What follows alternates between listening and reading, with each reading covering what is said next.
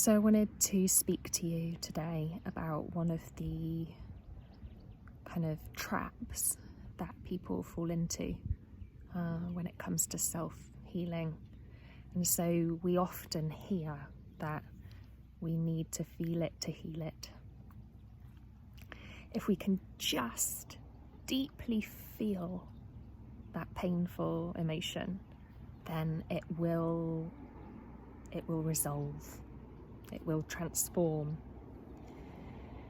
And there are a couple of issues with this. There are a couple of ways that this can be misinterpreted, because it's not just as simple as healing.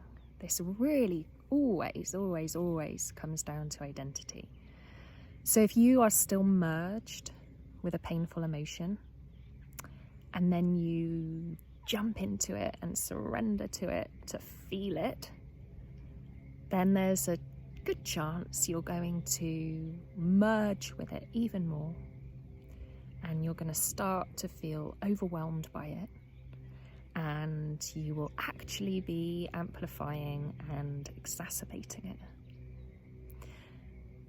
So to illustrate this, I'd like to you to discern the difference between feeling and holding. Okay. So often what happens when we think that we need to feel it is what I just described. However, what happens when you're invited to hold it? Okay. So in order to hold something, you have to be separate from it for a start, right? You have to unmerge from it. You have to realize that it's something arising within you. It's not who you are. You are not angry. You are not scared. You are not even overwhelmed. Fear, anger, and overwhelm are arising within you. And when you're invited to hold your challenging inner experience, this creates a very different experience. You're still intimate with it. You're still deeply touching it. But you're not merging with it. You're not blending with it. You're not getting sucked into it. You're not getting overwhelmed by it, and therefore you're not amplifying and exacerbating it. And in that holding space of presence, which you are in essence, this challenging inner disturbance has the space to just to be. And so this is a kind of feeling, okay? Feeling is happening, but you're not getting caught up in it. And you see, the most important part about this is that when you are resting in presence, when you're no longer merged with the pain, when you're simply holding it, you are endless patience. There's no need to get rid of it, because you're already free from it. And this is true acceptance. This isn't the kind of acceptance that you have to do. You don't have to try to accept what's here.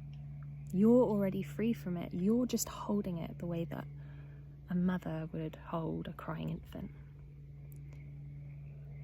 You're not trying to stop the infant from crying. You're just providing that holding space of love and compassion and empathy.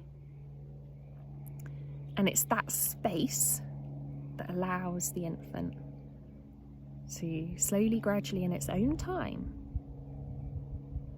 start to calm down. And it's exactly the same with these inner places. It's no different. So now you really start to see the difference between feeling and holding in the way that I'm speaking about it.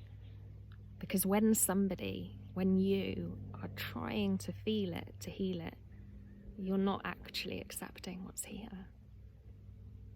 You are feeling it so that it will go away.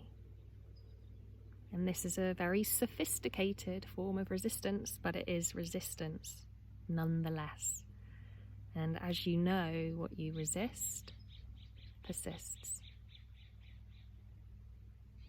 So you see, the real heart of healing comes down to identity. It comes down to where you are seated in yourself. Are you merged with a part of you that's trying to feel this in order to heal it, in order to get rid of it, because it's too painful and overwhelming to be with? Or are you resting in your essence as presence, in that holding space which you are, that is inherently accepting, that has endless space for everything and endless time for everything? Whatever arises in your consciousness, there is no push to get rid of it. There is no rush. There is no need to get rid of it, because you are always and already inherently at peace.